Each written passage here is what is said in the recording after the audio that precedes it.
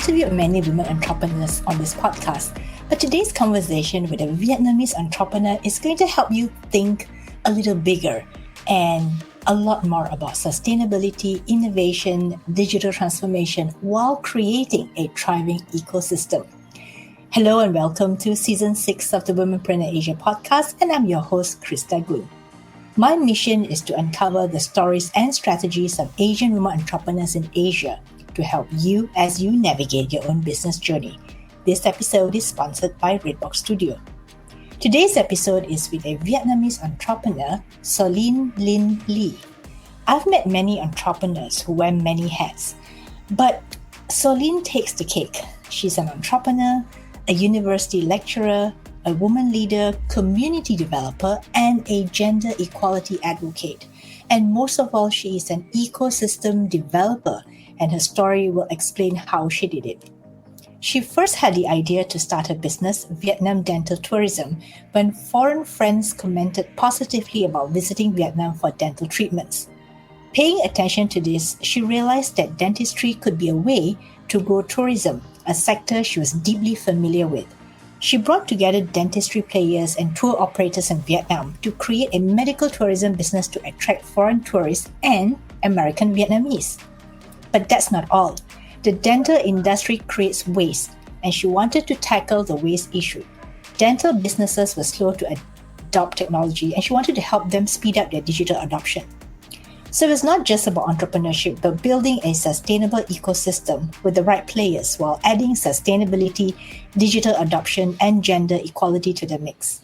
We also spoke about her passion for paying it forward through her community involvement for Vietnamese women and the 3E concept, her studies in Switzerland and the ecotourism role she took up in Uganda, and why, despite it all, Soline chose to return to Vietnam. Her story is fascinating as well as compelling. Enjoy today's conversation. Welcome to Womenpreneur Asia, Soline. Thank you, Krista. Hello from Vietnam. And which part of Vietnam are you in right now? I'm from Ho Chi Minh City, so it's the southern part of Vietnam. And how's the weather in Ho Chi Minh? Hot. we have a little season because it's a very tropical city. It's hot and hotter.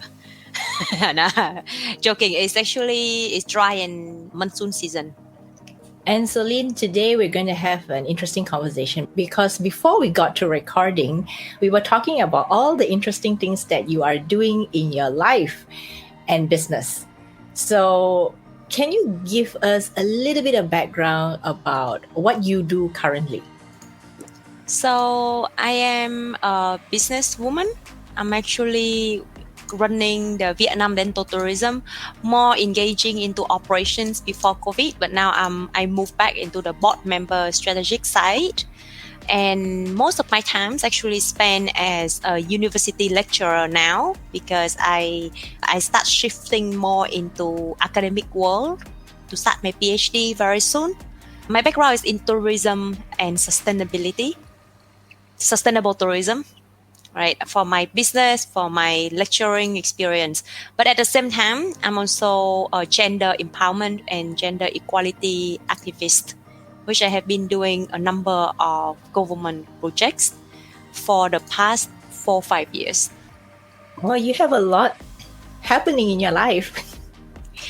I think I have a lot of energy and I need to spend it in a very sustainable and helpful way to pay forward as well. Yeah. So how did you get to start, or how do you think of the idea of starting something related and in the business of dental tourism?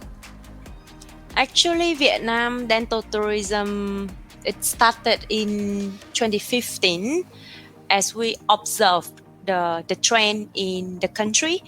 But the concept is not new. It's a part of medical tourism. Basically, the concept of it is that people from more developed country where medical treatment is very expensive, they move to somewhere cheaper. So medical tourism happens, for example, from the US side, they travel to Mexico, to Cancun, combined between dental treatment and holidays, resting afterward. Or in Europe, you have British going to Hungary or to Turkey for treatment. In this side of the world, in Asia Pacific, you have Australian and New Zealand market that they travel to actually your country as well. You have Penang, to Malaysia. Is actually Penang is very famous for medical tourism. Yeah, Paul also very famous for medical tourism, but dental tourism is actually in Phuket, Bali, and KL. Recently, the rising star is Vietnam and also Manila, Philippines. Yeah, so that's how we've been seeing that more and more Australian actually coming here and they start having dental treatment, but it's been word of mouth during that time. We also see the demands coming from the travel tour operators, travelers, like tour guides, because the guests ask them, or even during emergency, right? If something happened, when you have toothache and during the trip you cannot eat and you no longer enjoy your trip. So, but they don't know where can the dentist speak English, where can you claim your insurance. If some big treatment, it's very attractive because, for example, the price in Vietnam is only 1/3 to 1/5 as compared to Australia or to the US side, like North America side versus Canada as well. So it's very attractive at the beginning, right? But then people are so concerned. Imagine if you do the whole major work done, right? Cost you only 20,000 here, but maybe up to 50,000 USD in North America. It's beautiful, but can you eat after that? How long will it last after you spend a fortune for your dental work? That's where it comes to, like what we need from Vietnam, because our dentist is actually very good. It's one of the biggest dream of all of the famous dentists here is that they want the world to know about the skills of our dentists here. You might be surprised, actually. Krista, can you guess why do you think Vietnam dentists are so good? Because they're very detailed? Is that true? It's like they're very precise? Yes. Yeah, Asian in general is true. But actually, the reason is very simple because we have high population. There are a lot of teeth to practice on. Exactly. It's very simple, but we actually don't realize it, right? As compared to many other countries where the population spread out, right? And also the cost is very expensive. People less likely to spend for expensive procedure, like for example, implant or that very complicated and top practice there. But in Vietnam, because population is so high and the cost is like more affordable, so those practice is actually very common. And the more cases in medical industry, that's it. It's all about practice. That the more cases that you've been facing, that the better your skills are. All right. So that's why our dentist is very good. By the way, this challenge the norm. Like cheap means low quality. This is not true, right? Okay. This is not true. Yeah. So it means that your dentists have a lot of people to practice on. Therefore, they get very good at what they do. Yeah. They're very good. Yeah, because we don't have enough of dentists or doctors averagely. For example, in the US side, let's say every 100, right? Every 100 citizens in that area, you need a certain number of dentists. It's the ratio that you need to meet in the area for planning. In Vietnam, we don't have something like that. Right, so it's heavily under, that's why you go to all of the hospitals in Vietnam, it's always very long queue, long waiting list, and because we have less doctor and dentists than the actual demands in the market. Yeah.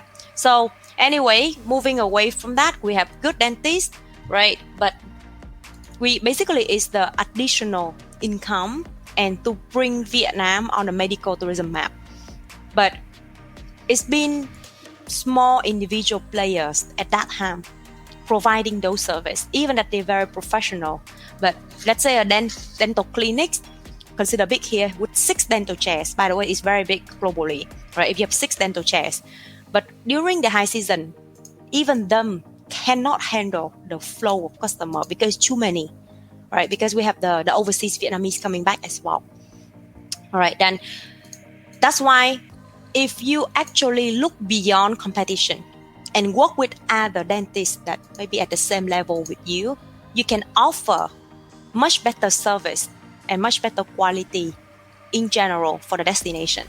That's where the concept of dental tourism was introduced. It's the network that we connect different stakeholders, not just dental clinics, but it's also the government, Department of Tourism and Department of Health, Ho Chi Minh City. And then after that, it spread out to Vietnam. Then the suppliers as well. And when we talk about suppliers, it's not just technology, like dental chair or like 3D scan machine and all that, but it's also the ingredients for lab, where you make like the manufacturer side, where you make the crown, your tooth, right? So everything, if of course when you come to bargaining, right, as a group, it's have better bargaining price, right? And then we can also, it's easier for us to check the origin of the product, right? Because but if you buy, if you are just a one single clinic and you buy it, it's a lot more expensive, right? So how can we enhance and we ensure the quality for the customer? Everyone have to work together. That's why it's strictly follow the goal 17 partnership for a win, basically, from in SDG, Sustainable Development Goal. So do you wake up one day and decide that I'm going to create this for the greater good of Vietnam dentists?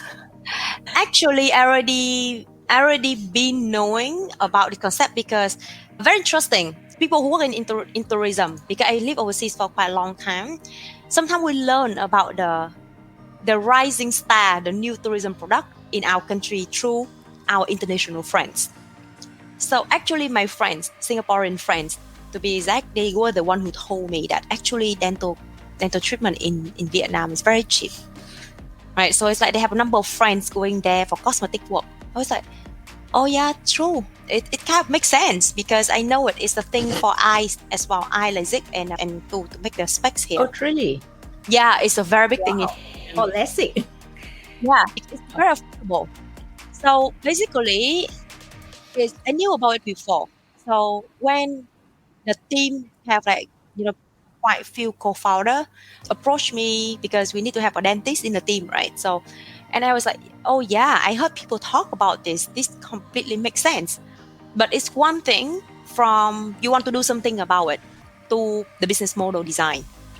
All right, that's where I come in, because I'm more of like a project manager person and with the business side. So I can see that, okay, so the network, the people that we know is scattered around from different, industry. But if you want to grow it with the goal, like then we put it out, it's like after 50 years, dental tourism in Vietnam would be the top in Southeast Asia. All right, in Southeast Asia only, and then after that is Asia, because slowly we need to have milestone. So with that in mind, when we build it, we need to think of the kind of model that would not be replaced in the future.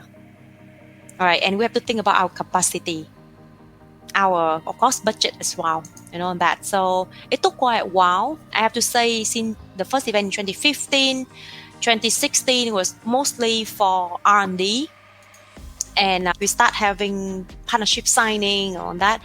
Early 2017 was when we officially introduced the product and signed strategic partnerships with both like the government and dental clinics.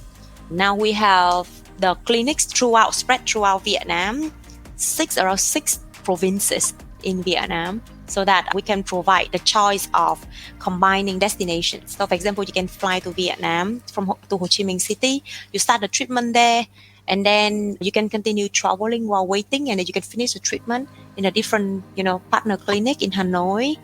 Yeah, and you can rest in somewhere else, and then you can fly back from Noi Bai Airport in Hanoi instead of going back to Ho Chi Minh City, because tourists don't have a lot of time. They're under pressure of time, and for medical treatments, sometimes you don't have that luxury.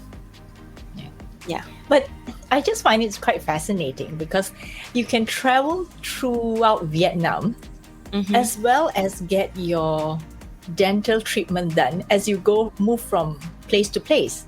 And at the same time, once you finish your tour of Vietnam, so to speak, basically you have a nice, all your dental work is done and you're happy, and then you just fly off. So is this the first of its kind? I would say so. Region. Yeah, I would say so, because no other places that kind of have this. I mean, you might think that it's something that impossible, but it's not really if you have the dentist agree on the same treatment plan. And the most important is a mindset that they're willing to work with each other. They don't look at each other as competitors, but instead that, is supporting each other so that they can deliver the best result.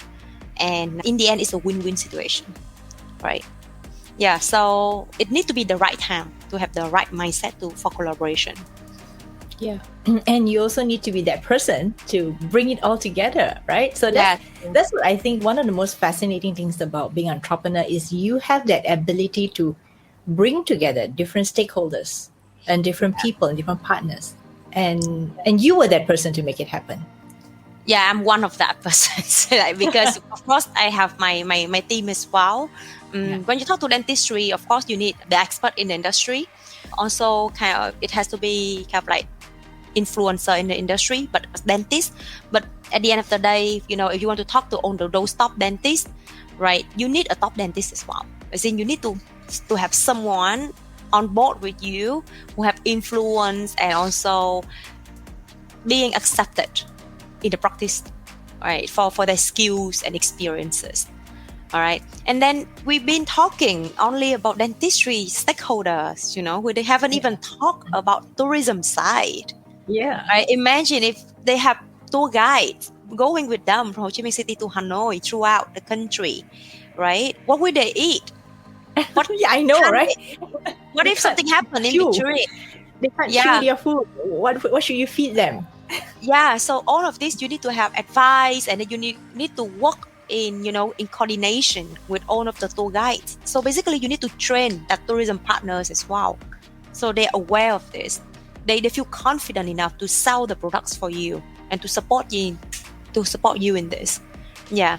So for these guys, even tourism, one of the latest 2023 opportunities for inbound tourism in Vietnam is also show that Vietnam has opportunities, but also one of the challenges is that we have so many different inbound tourism products, but they are not creative enough, and they're not kind of like outstanding. They compete with each other, but instead of like elaborating each other, support each other. All right. So therefore, tourism, they are also, especially tourism professionals, they're also very supportive for new creative ideas, and this is one of it. And actually, Ho Chi Minh City destination itself, why we kind of have the support from the government for this is because it solves one of the problems that Ho Chi Minh City have. Ho Chi Minh City, I think maybe you get this with KL. Ho Chi Minh City is a metropolitan. So a lot of people fly to Vietnam, to Ho Chi Minh City, but they would travel throughout Vietnam for the famous destinations with natural sceneries, because that's what Vietnam is famous for, right? Let's say even in Malaysia, they're gonna go to maybe Cameroon Highland, they go to somewhere else, because typical, right? They don't stay there. So it makes those big cities as a transit point only, all right? So they have to look at the tourism product that make the tourists stay longer than just one night as transit point. And medical tourism is one of it. Because that if you want to have top medical treatments, it's always the big cities. All right? If they come mainly because of medical treatment, they will prioritize medical first. So after they stay there for a few days, done their treatment, then they start traveling during their recovery time. All right? So that is the reason why medical tourism can help them increase the average night stay of tourists, and therefore the income from inbound tourism. So looking at your model or the concept that you have for Vietnam dental tourism, it can also be applied to other parts of medical tourism, right? I mean, if you get the right partners, the right people to work together, you can do it for so many different parts of it. Like, instead of dentistry, there could be something on, I don't know what else is very famous in, like you say, LASIK, right? The eye improvement surgery. It actually is very specific for what kind of treatment you're talking about. Dentistry is something that you might need a few sessions to finish, as in a few days. So that's that's explain why sometimes you can just have some time in between to travel. But let's say if you have eye laser, it's just one shot done. All right, so just one operation, so you don't have to really, like need the continuous treatment in Hanoi or something like that. But Ho Chi Minh City, but dentistry you need it. Yeah, because for example, you do a crown. When you come in, you need impression, and then it takes a few days, right, for the crown to be ready. Then when you have the crown ready, then you can put it in, for example. Then what do you do within those few days when you don't even have that much time? Time is money for tourists, right? So that's where the solution come in as well. Yeah, but of course it sounds simple, but in reality, for business, all of this explains why we adopt a lot of technologies, health techs, because it cut down a lot in terms of preparation time and enhance accuracy in treatment. But it's also important because for this kind of thing, let's say a crown always have warranty. It can warranty up to 10 years. So let's say if you live here, let's say the resident of Ho Chi Minh City, if something happened, they can always swing back to the clinic. But if you're in the US, you cannot take another flight to come back here if your crown cracked, right? So you need to have, warranty for about that. And you even have to have partners in certain countries. If let's say if the small crack and something like that, you can have partner in those countries to support you to solve the problem. Yeah, so it's very big. In your case, do you have those partners? In the US. Oh, okay. Yeah, and looking to expand in Australia as well. Those are the key markets. Yeah. So it means that there's still more collaborations happening. Yeah. And not just within this region. Yeah. I mean, if you want to build, like a tourism product for the whole country, you need all the stakeholders to work together. And that network needs to spread out throughout the whole country. And then also to other key markets that bring in your inbound tourism for that product. Yeah, because we have a very high, probably I think the US have the highest number of overseas Vietnamese, as in they are Vietnamese American, right? They have the highest number, and then they still return, coming back to visit the family during that holiday, like Lunar New Year's and all that. So they take that time to also do the cosmetic works or on the treatment because it's much cheaper here. That's one of the very big market for us. We talk about million people here returning. Yeah. So even your own returning Vietnamese visitors is already a good pool, right? For you to start off with, not just the foreigners, not just people who are just coming just for the travels. Yeah. So when you look at the work that you've done for the last few years, what was some of the hardest things? I know you mentioned bringing together all the different parties involved, and of course convincing the top dentists to come on board, or the top people to come on board, so that you can get buy-in from the other people or the other dentists. I think it's managing people. The challenges that I think every entrepreneur, startup business gonna face is that finding the right match, the right people. So of course, Vietnam dental tourism have to go through a long period of changing teams. We're talking about the whole teams, like the whole team's almost, let's say 7 people on go on one shot, right? So slowly, it's like you are trying to put in, you play like a puzzle, and you try to put in each piece of it, hoping it match with each other, and then it fell apart. And then you have to try to find the new piece to fit in.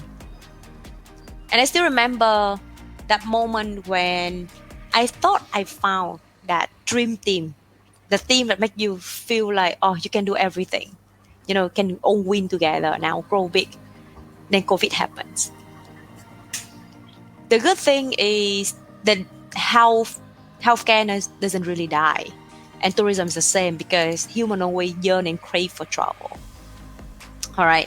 So we still receive a lot of requests, even that they don't know when they can travel. We talk about lockdown back then.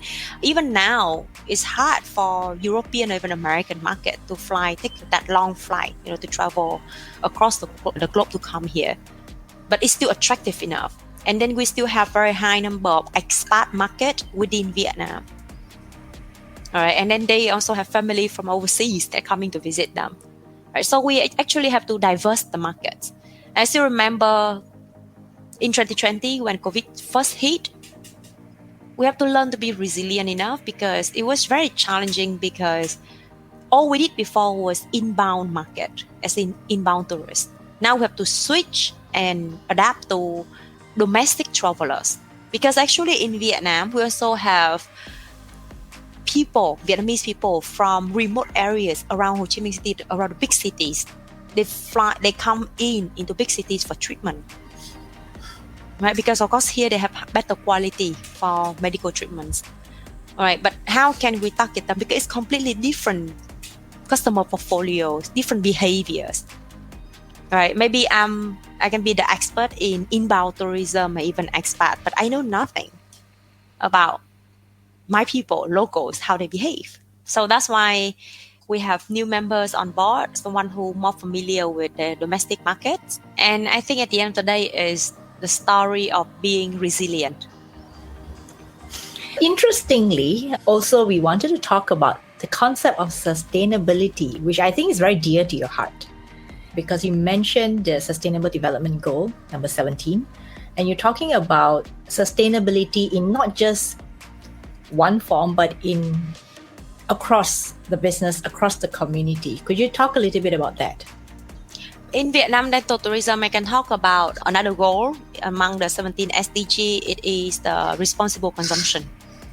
Because one of the reasons why we adapt on the digital scan for is the 3D scan is quite expensive technology for dentistry, because traditionally we use the traditional mold, right? When to detect the impression of your teeth, right? Before you create tooth, right? Nowadays you can get rid of all of that if you use technology. So imagine one dental clinic, how much of waste, right, it threw out into the environment, right, for that impression, traditional impression, and now can all replaced by technology, nothing but threw out. And digital design in the lab as well, where they manufacture your teeth, your crown, right? All of them are just like, we have to be very patient. That's the correct word. We have to be very patient, because not all stakeholders want to, especially dental clinics, want to invest that much at the beginning. For example, we need to have our own lab. We need to have the technician to go and physically scan for members. Then only after they see how good it is and how accurate the result and all that, then they will start buying and start investing in that technology. But we need to be very firm with our belief and with a good cause. That is the way you can think that, so what can the dentist save? That is an example of it. It's the responsible materials through the supply chain. Right. And we choose also who, as a part of our supply chain, to work toward this cap goal as well. It's one of the key things that when we talk B2B, we have to convince them. Another aspect of it, as I already mentioned, economic sustainability, right? We don't build the company for just 5 years, 10 years, and we sell it. If we want to look at it and position it as the latest medical tourism product in Vietnam, is the national tourism product, then it needs to have 50 years of the goal, the vision in it. And everything needs to be designed in that way. Yeah, so it's deeply incorporated and it's part of our corporate values. Yeah, for that sustainability or diversity of my team as well. I have different nationalities, also because they can attract different nationalities, different expat groups. But at the same time, I also want to bring in, for example, I have a lot of interns. I used to have a lot of interns before COVID from all over the world, from US side, from Scandinavian, from New Zealand, Australia, and all that. They come and they would need the internship at my company. But it's a great chance for my young Vietnamese teams members to learn, to improve their English, to have cultural exchange, and even like the members that didn't have that chance. They from, let's say, Gen X. All right, it's a great way for them to have cultural exchange and learn. We have quite gender balance in the company as well. All right, and I try to create the environment where everyone feel welcome. They can speak up, they can share idea, they can contribute. They feel they are part of it. Yeah. So I think the being a responsible leader is also a part of it. Yeah. But at the same time, maybe because of that, it hurts us a lot when we have to let go a lot of team members during COVID, the first hit of COVID 2020, because we had no income from inbound tourists at all at that time. Yeah. So this theme of not only sustainability, but gender equality and diversity inclusion is also something that you are very passionate about. So tell me about the other parts of what you're doing besides the business. I think actually it goes all the way back. I think the first time I realized this when I was overseas. When I moved from Singapore to Switzerland for my study, back then, I was actually empowered a lot by my classmates. They were coming from all the world, by the way. So from Europe, like European, African, Canadian, and that. And very first time, they let me realize that, there's a lot of things I was told women cannot do or girls cannot do in my country. It was because of the social beliefs and constraints in my culture. It doesn't exist in those countries. And they encouraged me to look even to accept even my flaws. I don't have to always be perfect. They thought I have to be from my culture before. And that's why I grow and I glow very at that time. So that was the very first thing that changed, the first milestone change. And after that, when I went to Uganda, after it's called ecotourism. Basically, ecotourism is safari tourism because that is my focus. Part of my work, I had to travel to very remote villages up north of Uganda. And over there, I saw one image that very surprisingly, it reminded me a lot about Vietnamese women. That once I remember that day we brought the group of safari guests to visit the village, the remote village. And despite kids and everyone, looking at tourists and all that, right? Because different skin color and all that, it's like very, very different. I see a few women in the back. They're still doing housework. They don't really pay attention to all of that sort of thing going on and everything there. They still do wash clothes and then cooking, carry the baby. And it reminded me at that moment about my mom. Vietnamese woman that they have to sacrifice for the family and they do all of the housework or the hard work, but unpaid work. That's why, because I am someone who benefited so much from being empowered, I wanted to do the same thing for people, for women. That's why when I come back to Vietnam, apart from what I've been doing, I try to first talking with myself with my friends. Say if my friends share with me they wanted to do something but they were afraid, they have self-doubts, I try to be someone who encourages them, to let them believe in themselves. And then after that, in 2017, I got a chance to join a program. It's called Women Empowerment Club, Ho Chi Minh City, an initiative by the U.S. Consulate General Ho Chi Minh City. I was the very first batch of alumni, and then I returned in batch 7, around 1.5 years later, to give hand to support the new leader of that. And I run it for 2 years. Throughout that program, because it's target the mid-career woman. That's exactly when you reach around 30, a lot of people start having life crisis. It's like it's no longer about promotion or it's no longer about the money, that anymore. But they cannot move, forward because they kind of stuck. Do I want to do this kind of job? In 10, 20 years more. What else? What next for me? Why I get good pay, good promotion, good connections, but I always feel empty inside. Right? What's wrong? And we always see this in a lot of Vietnamese, people around that age. So throughout the program, they learn the 3 core values. Number 1 is empower yourself. like it's same like how I was empowered. Second, actually very important, I think this is very important for all of us women. Women empower women. A lot of times we keep saying, we hear a lot of people say actually women pull each other down.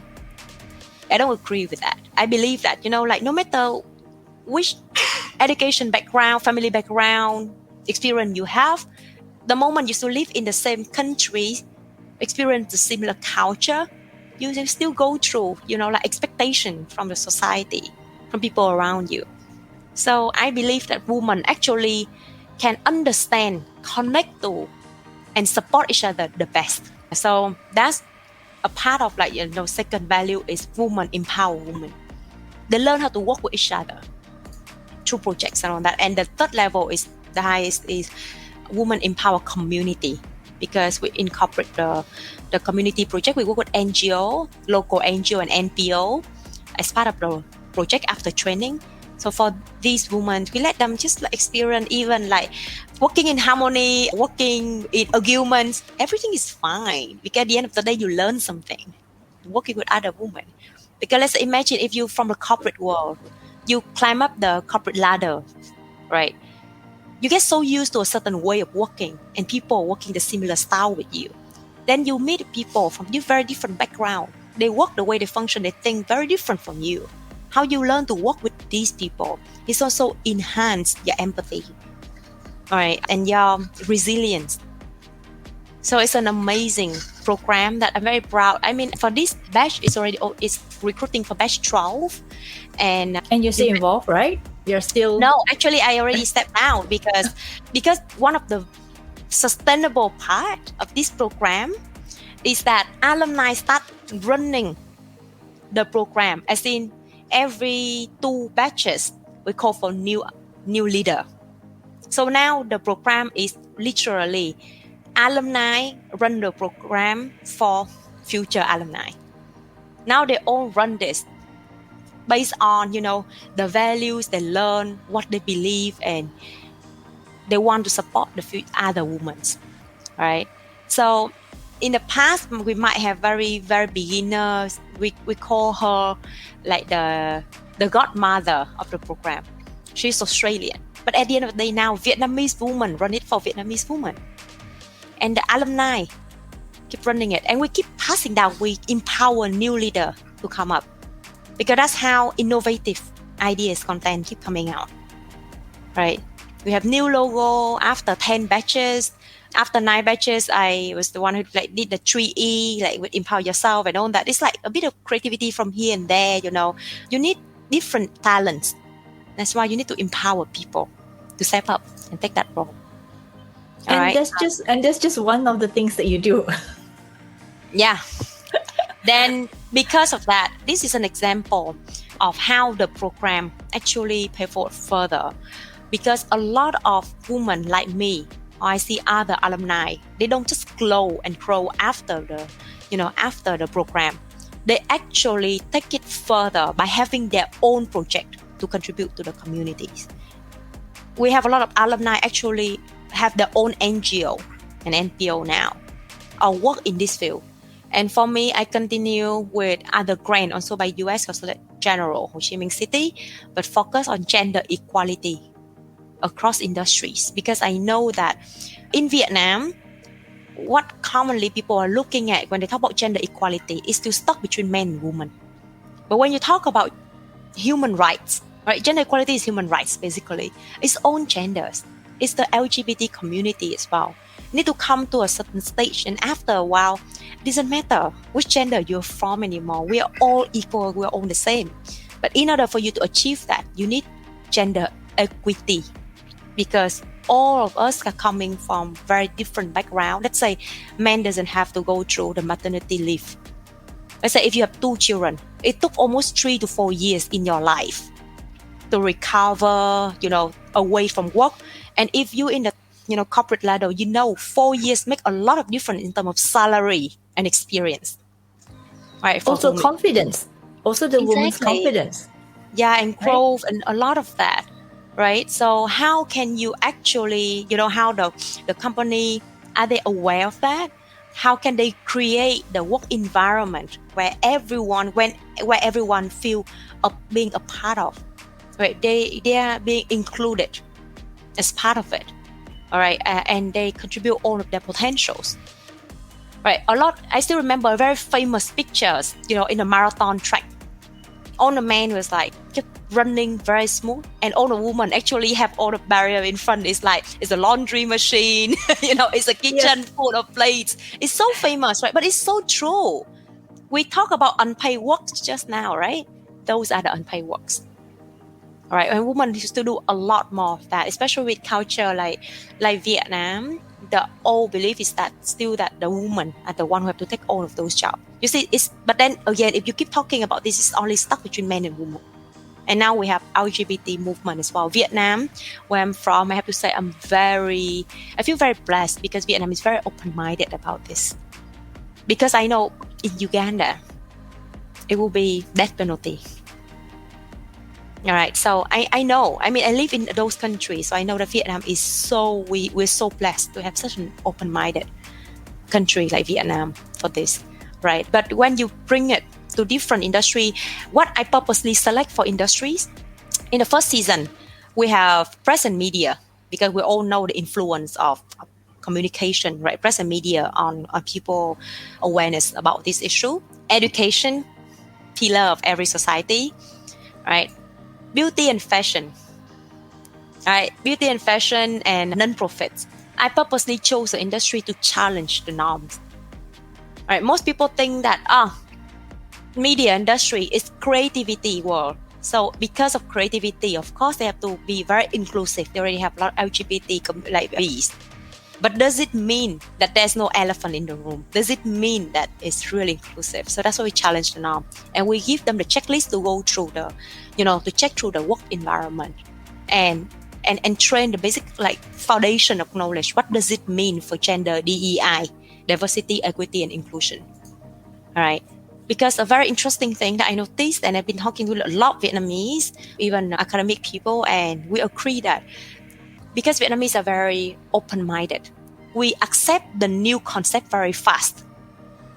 However, most of the people lack of foundation knowledge of a concept.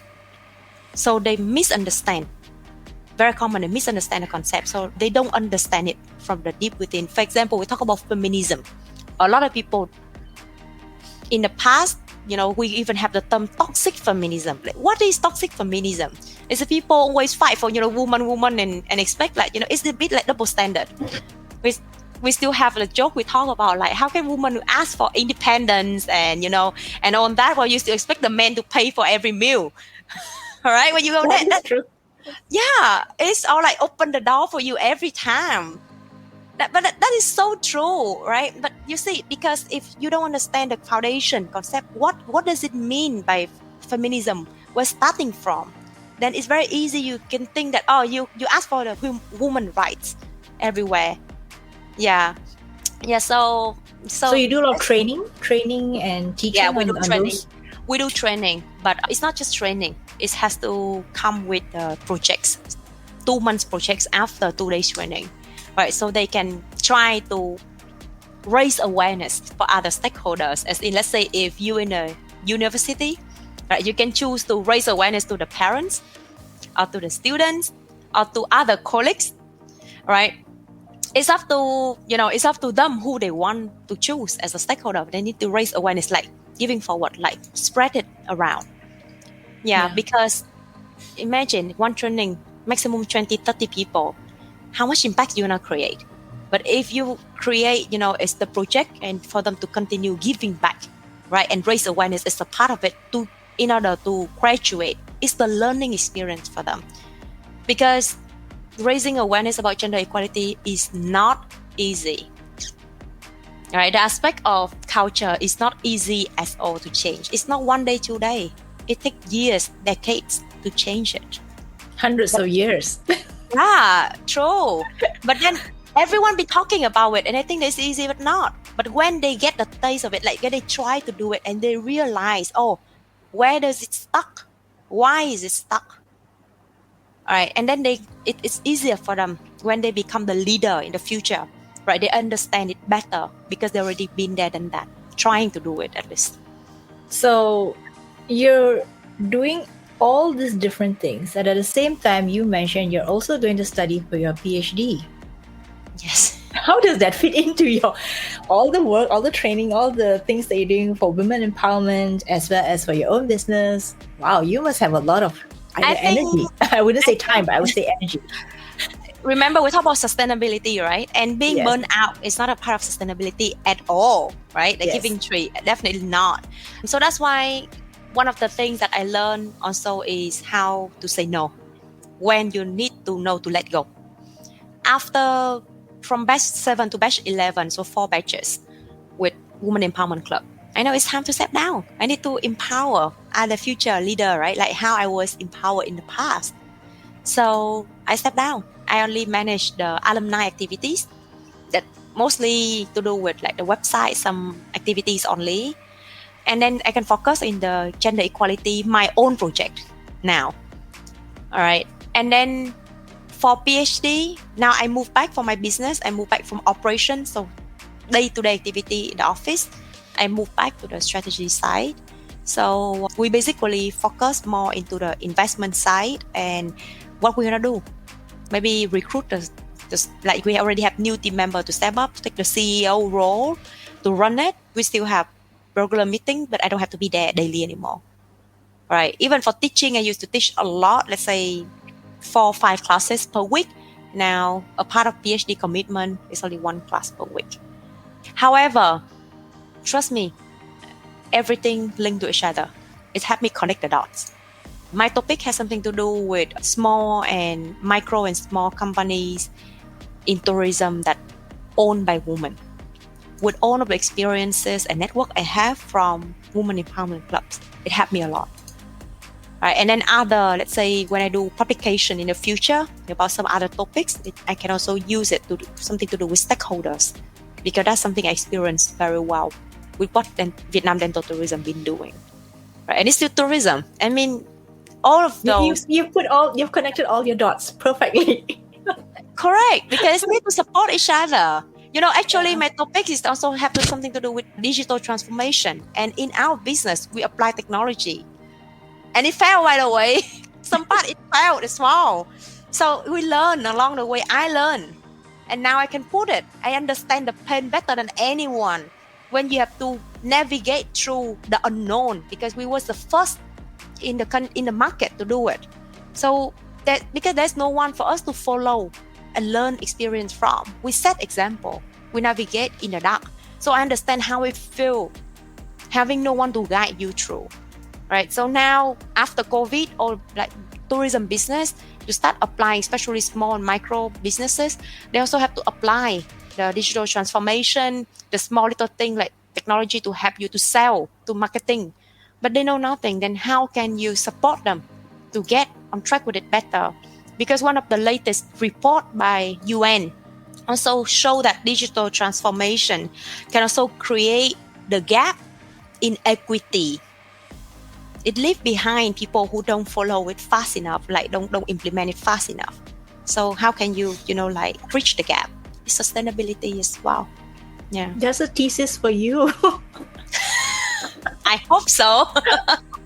I hope I'm gonna pass. So we're talking about your business with dental tourism. We've talked about you, your community involvement, and the Women's Empowerment Club in Ho Chi Minh.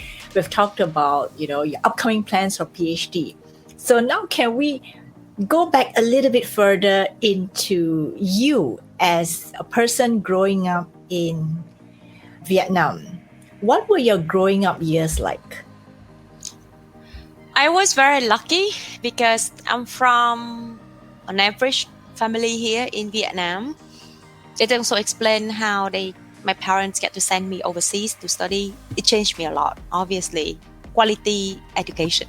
That's why I want to be a lecturer, to give back those knowledge.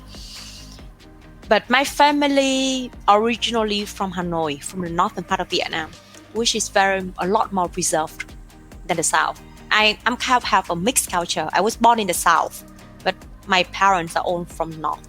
And it was in a very interesting northern town in the south.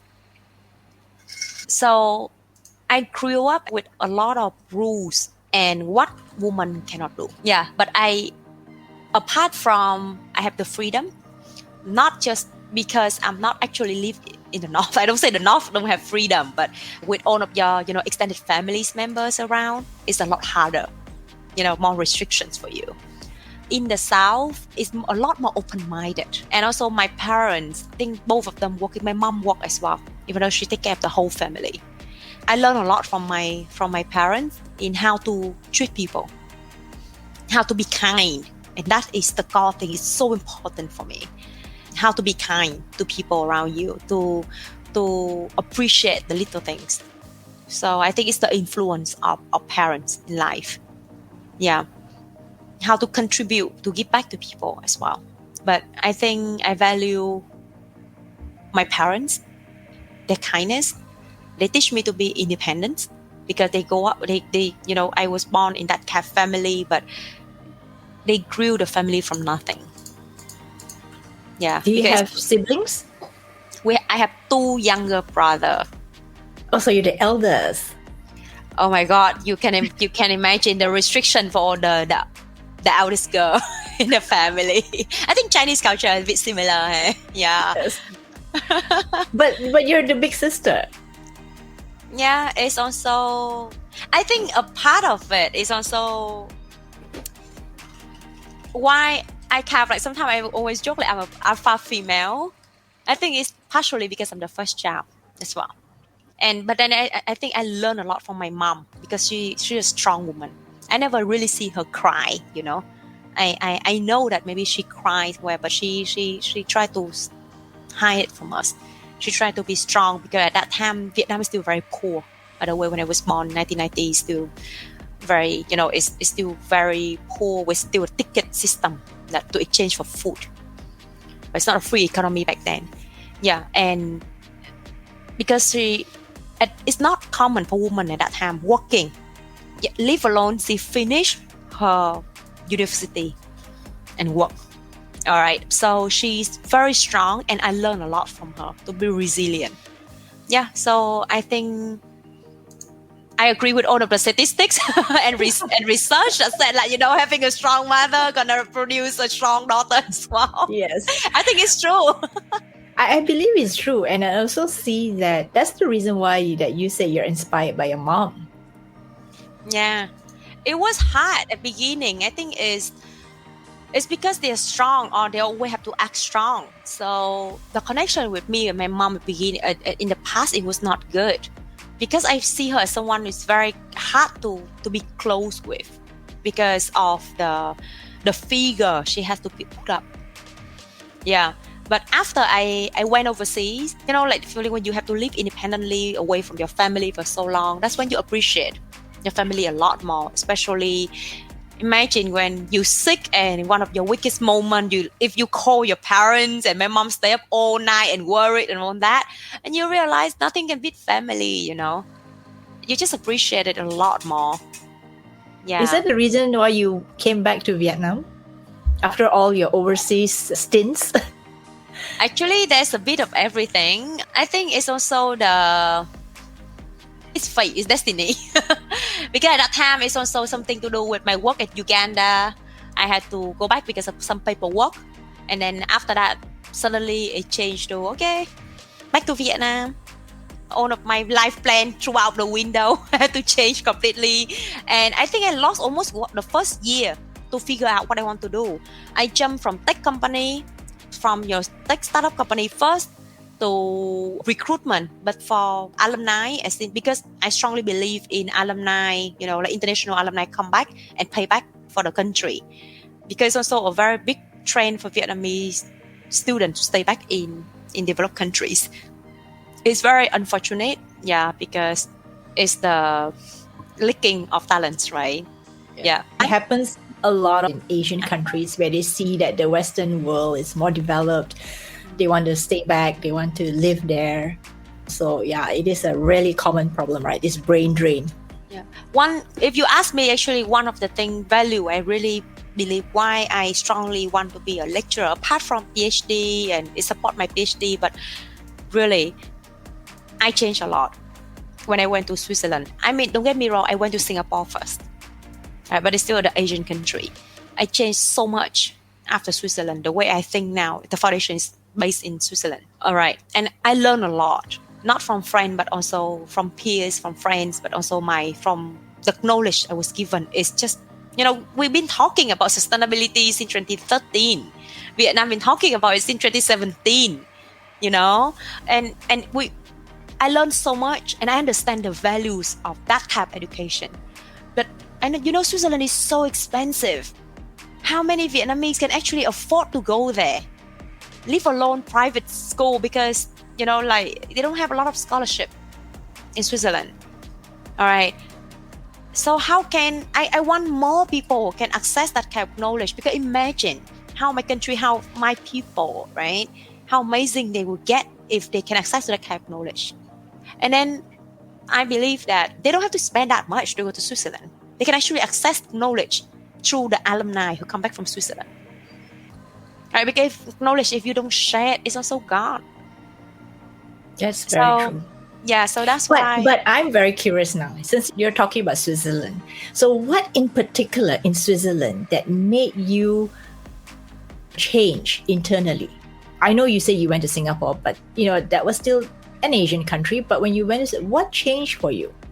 I think it's the way they teach in education there, because I went to one of the top hotel school in the world. Switzerland is very famous hotel school, but the way they teach is so innovative, and the empowerment in the way you are taught. Yeah, it makes you realize that everything is possible. Let's say if you have a business plan, because I was doing my MBA there, your business plan, and you learn from other case study, you learn from your friend. Every Swiss hotel school have different culture. I know it because I also, one of the thing on the side I also running is I co-founded the Swiss Alumni Association in Vietnam to gather all Swiss alumni to support we create an ecosystem. I love that keyword, ecosystem. That's Vietnam dental tourism, woman empowerment club, gender equality, everything. I try to create an ecosystem. that defines you, Soline. That really is your keyword. Yeah, but also I think because I'm a people person, I'm an extrovert. As a car, I love connecting with people. They teach me a lot. It's also show for me that's life. Same thing, but people react different. People think different, and it's just I'm always amazed at how diverse we are, as human. Yeah. And also that's why I love the diversity that we have in Asia too. I mean, we're all like Asians, but we're different. And the differences are what makes it all very enriching. Like every country, every experience I've been through, I appreciate that, even the failure, because it makes me who I am today. And I think if I'm not happy with who I am today, then I will always say something like, what if, or I regret not doing something. But at least I chose to do something that I believe in at that point, so that even that I felt in the future, I don't look back and say, if I known, I would not do it. I think sometimes us women are very strict with ourselves.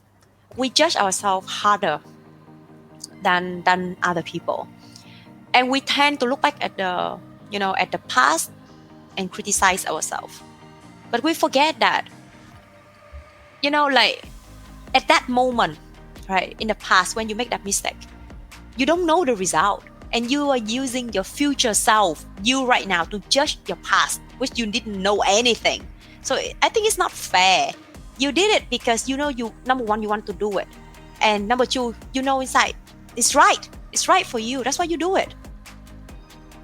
And I think it's right, given that at that point in time, right? At that point in time, you had the amount of information, the amount of knowledge, the amount of experience that you had. You made that decision based on that knowledge at that time.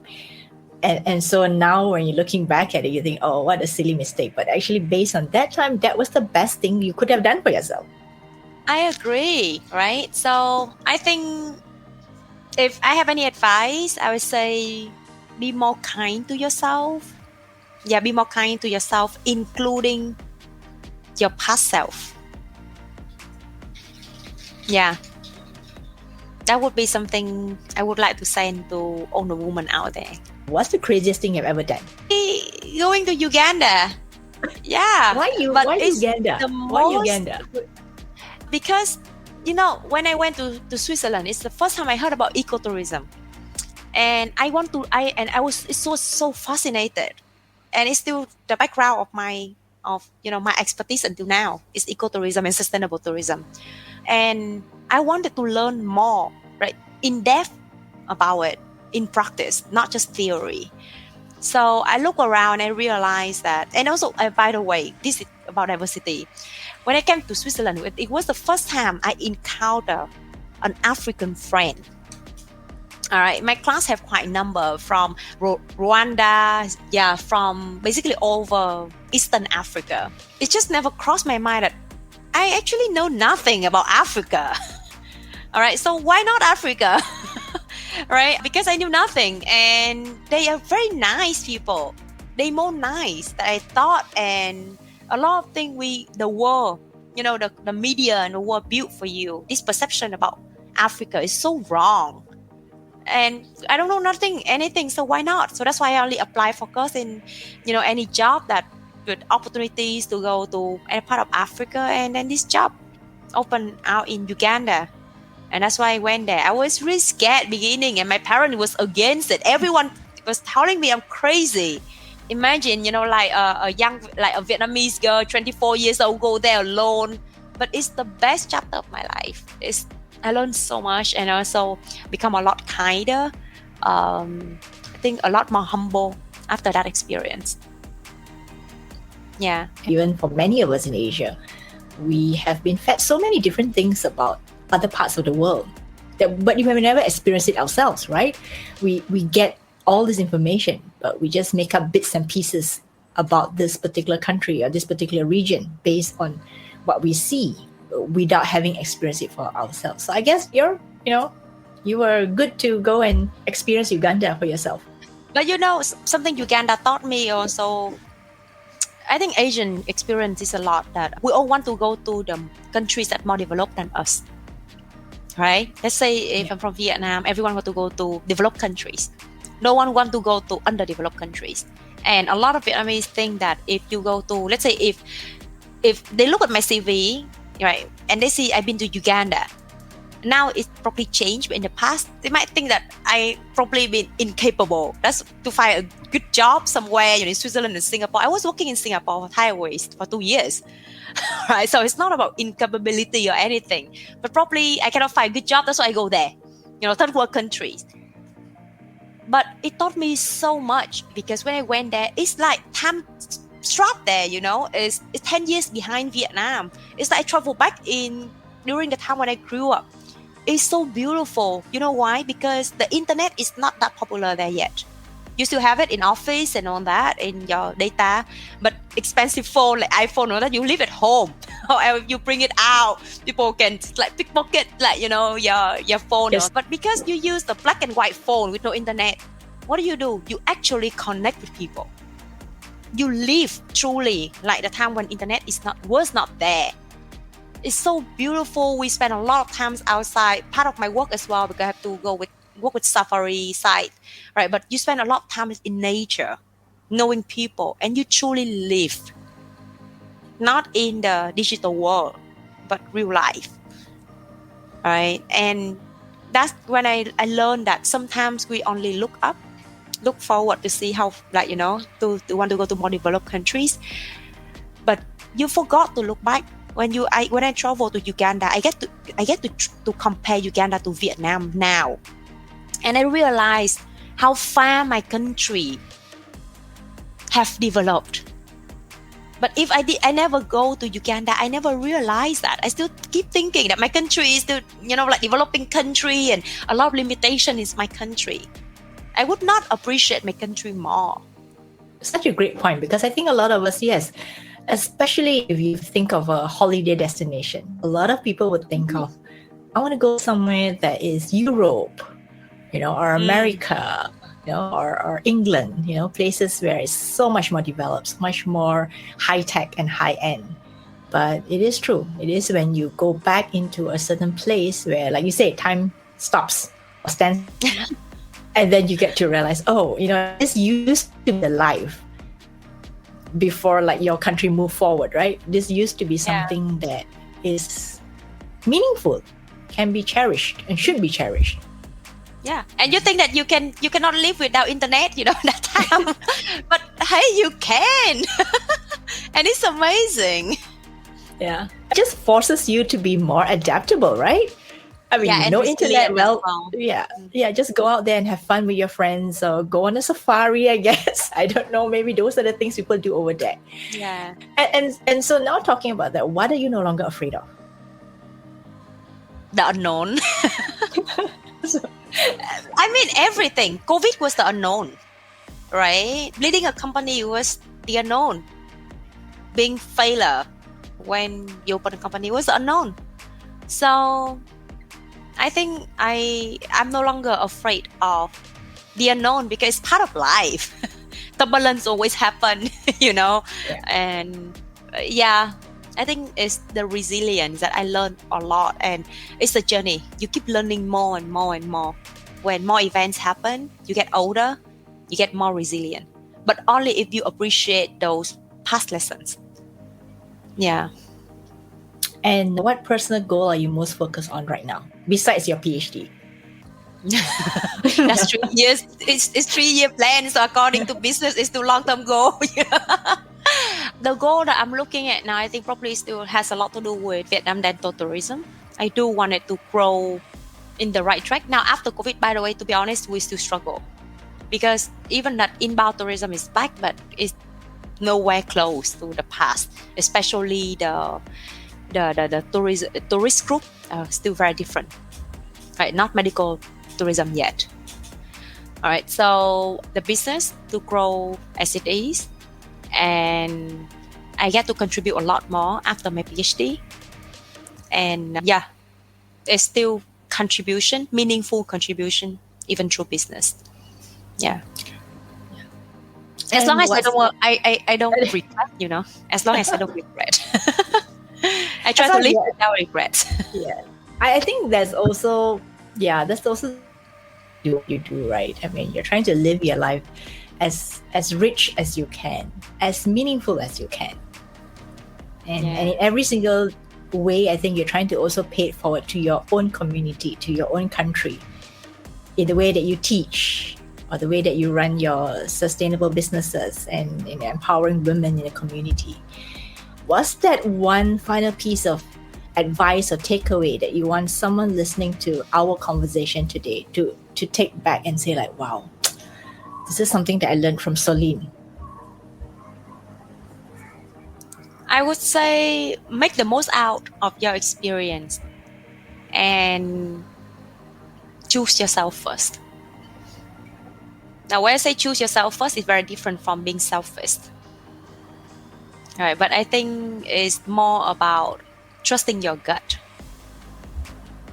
loving yourself, embracing all the flaws, and of course success. We're all proud of that because you only have yourself to depend on at the end of the day.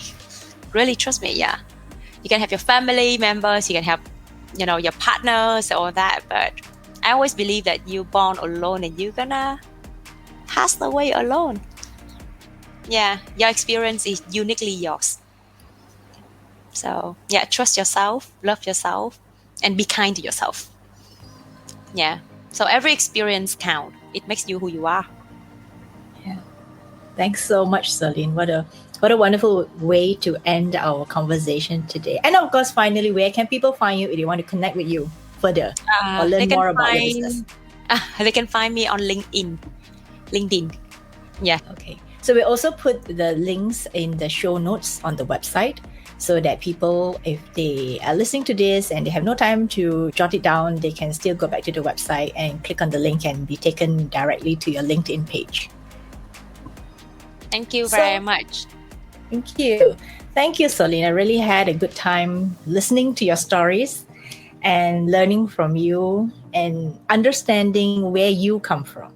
Come from not like a physical place, but where you come from inside, because I think what we're all trying to do in our own ways, in the whether it's our business, whether it's in the community, is really to do something that makes us feel that our life is meaningful, our work is meaningful, our business is meaningful. So in your own way, you're doing such good things in Vietnam, and I still don't know where you get the energy, but I wish you all the best in your PhD. I don't know how you're gonna do everything, but I know you.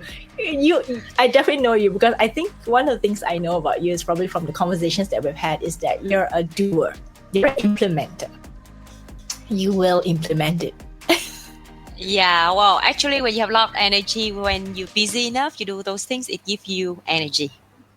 So thank you once again, Soline. Thank you for being with us. And we'll see you again. We'll definitely have to have a catch-up session once we know what else is up with Soline. Thank you very much for having me in the show. Soline is a bundle of energy, and I could feel her energy emanating off the episode. Her 3E concept is also a good reminder, and what a stellar concept. Empower yourself, empower other women, and let women empower the community. And I loved her advice about being kind to oneself and contributing back to the community without being burnt out. She truly has connected all the dots in her own way. She highlighted an important part about entrepreneurship, the need to create and build ecosystems where everyone benefits. The ecosystems and networks enable communities to thrive, and in the case of the dental tourism business, it's not just for dentists, but for tour operators, technology providers, and even right down to overseas partners. In your business, what ecosystems are you building or hoping to build? What networks are you leveraging and tapping into? What collaborations can you explore? If you have enjoyed today's conversation, do me a favor, subscribe to the podcast and share this episode with a friend. For all the full show notes, please visit womenpreneurasia.com. It's been a pleasure having you here with me today, and I will see you next Friday.